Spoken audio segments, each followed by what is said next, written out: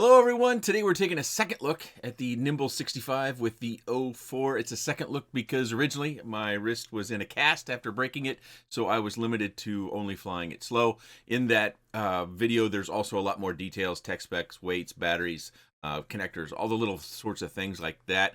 So if you're interested in those finer details, that will be linked down in the video description if you're interested. I do have one more finer detail I would like to add after this flight video.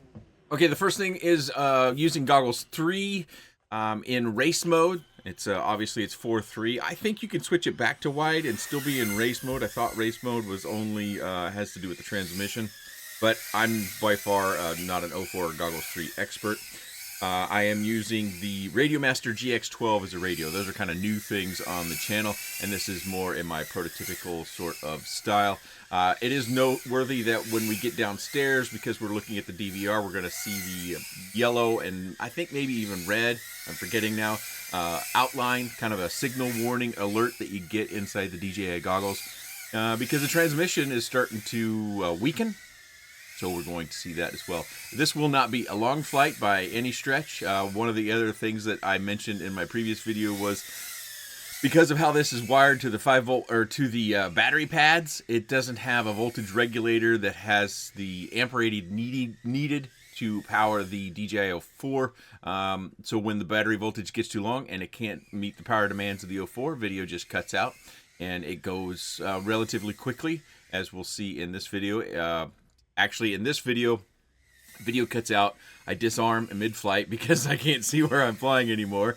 And then when I'm sitting there on the ground, video comes back, and then I arm it, try to fly it some more, and quickly I lose video again. So that's something to be definitely aware of.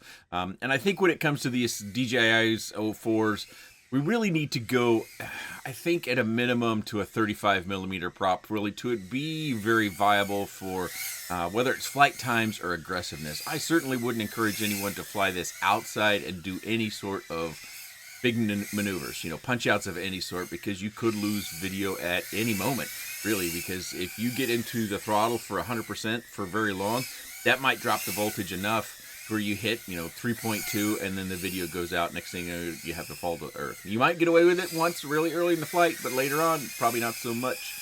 But we're getting down to that point where the video is going to cut out. I am getting the land now, but that is largely due to the fact that the quad is under load. And we lost video. We had the signal warning, and now we've got our onboard storage that we're looking at because it continued to record. Now the DVR and the goggles stopped after that point. So also the audio was probably fairly out of sync in this one. I am still sorting out what's going on with the 03 goggles and audio. I noticed specifically that it was recording in 50 frames per second rather than 60. So here is the last frame that we have in the video.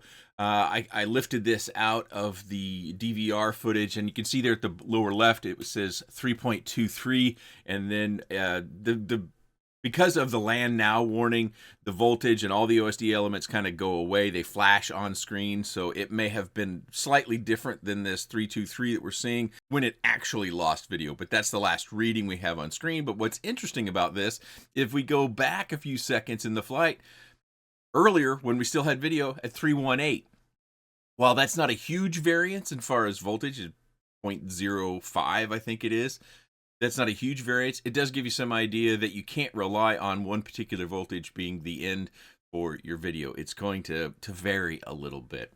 Some of you may know also that I did rewire this to the 5-volt pads.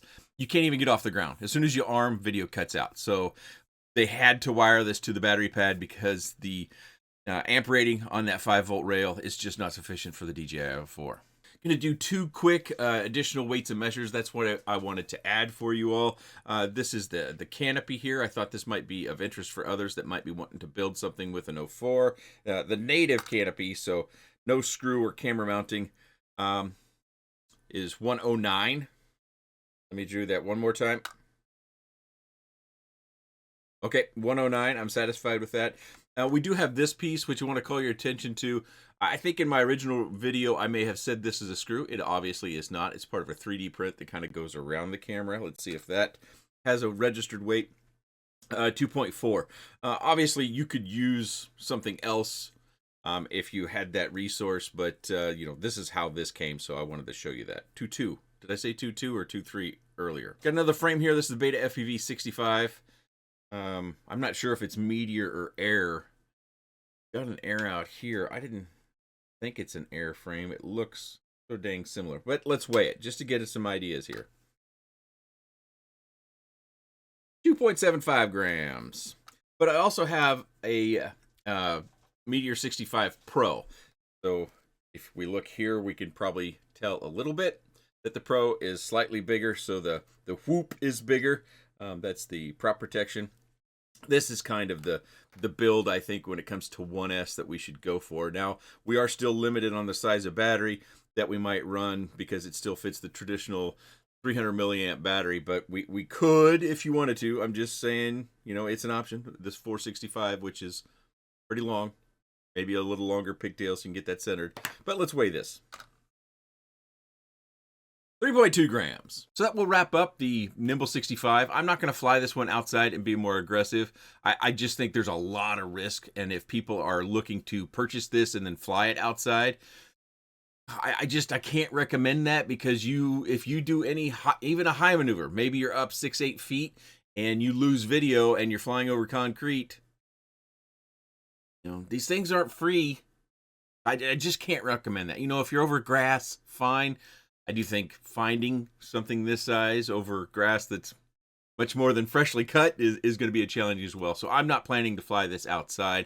I don't plan to have that coming to a video. I think I've shown it for what I could. It's probably worth noting as well, I took about what I think are 20 of my freshest or newest batteries, and I did the flights. And the flight that I showed you was the least crashy, and it had on par the longest. It was in the longest flight group. So if you think, oh, I've got a magic battery out here, I'm not using the big XL90 from We Bleed FPV. I'm using the standard batch of, you know, stick batteries that we fly. These are actually a group of those stick batteries that are flat packs. So it's very unlikely you're going to get much more flight time flying the way I was. So just don't plan on getting any more of that. That's the word of caution I have for you. But if you have any other comments, questions, suggestions, or otherwise, please let me know in the comment section below. I appreciate your time. Thanks for watching.